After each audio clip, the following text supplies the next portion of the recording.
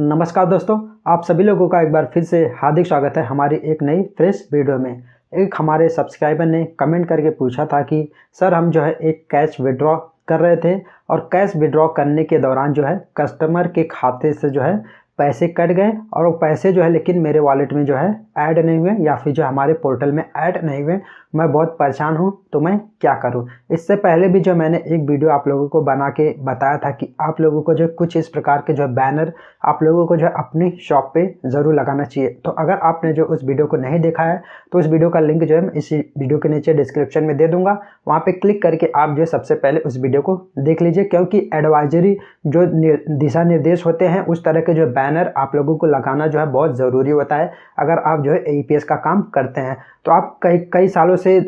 चाहे APS service को इस्तेमाल करते होंगे तो आप लोगों ने ज़रूर देखा होगा कभी ना कभी आप किसी भी कंपनी की कोई भी APS का पोर्टल लेके रखें, किसी भी कंपनी की APS सर्विस लेके रखें तो आप कभी ना कभी तो आप लोगों का ट्रांजैक्शन फेल होने ही वाला है। ये बात जो है 100% बिल्कुल सही है और ट्रांजैक्शन भी बहुत कम फेल होते हैं, लेकिन कभी ना कभी आपका ट्रांजैक्शन जो है फेल होएगा और कस्टमर भी आप लोगों को परेशान ज़रूर करेगा। तो ऐसे में होता क्या, जब भी कोई कस्टमर आता है हमारे पास जो कैश विड्रॉ करने के लिए तो कई बार क्या होता है कस्टमर के अकाउंट से जो है पैसे कट जाते हैं, लेकिन वही पैसे जो हमारे वॉलेट में या फिर जो हमारे पोर्टल में ऐड नहीं होते हैं। तो कस्टमर हमें जो है परेशान करता है कि ये पैसे जो है आपने ही काटे हैं, गलत तरीके से काटे हैं। तो इसके लिए जो हमें क्या करना चाहिए, तो भाई आप लोगों ने जो दिशा निर्देश दिया है सबसे पहले आप लोगों को जो है उसे दिखा देना है कि यहाँ पे जो है सारी जानकारी दी गई है और यहाँ पे जो है व्यवस्थित रूप से लिखी गई है, इन्हें आप जो है पढ़ लीजिए। ट्रांजैक्शन का फेल होना या फिर जो है नहीं फेल होना हमारे ऊपर जो है निर्भर नहीं रहता है और जो पैसे कट जाते हैं कस्टमर के अकाउंट से वो पैसे तो है उनके अकाउंट में जो है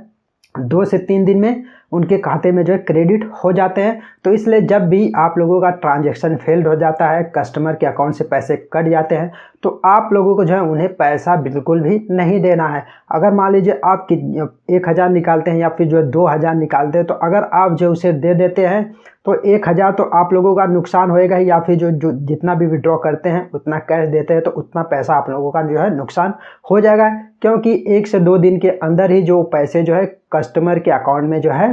क्रेडिट हो जाते हैं। तो ये कस्टमर जो है अभी ये बात जो है मानने के लिए तैयार नहीं रहता है। तो उसके लिए जो आप लोगों को जो कस्टमर को बताना पड़ेगा, समझाना पड़ेगा कि अगर 2 से 3 दिन में पैसे नहीं आते हैं तो आप लोगों को जो है इसकी शिकायत आप लोग अपने जो आपकी जो नज़दीकी शाखा है वहाँ पे जो है इसकी शिकायत दर्ज करानी होगी। वैसे तो ये अभी तक जो मैं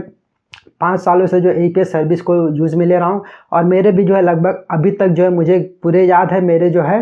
4 या 5 ट्रांजैक्शन फेल्ड हुए हैं। 2-2 हज़ार के 4 ट्रांजैक्शन फेल्ड हुए हैं, एक बार जो है 500 के हुए हैं। तो लेकिन वो कस्टमर के दूसरे दिन या फिर जो तीसरे दिन कस्टमर के अकाउंट में पैसे आ जाते हैं। तो इसलिए आप लोगों का जब भी ट्रांजैक्शन फेल्ड हो जाए तो कस्टमर को समझाना है 2 से 3 दिन के अंदर जो उनके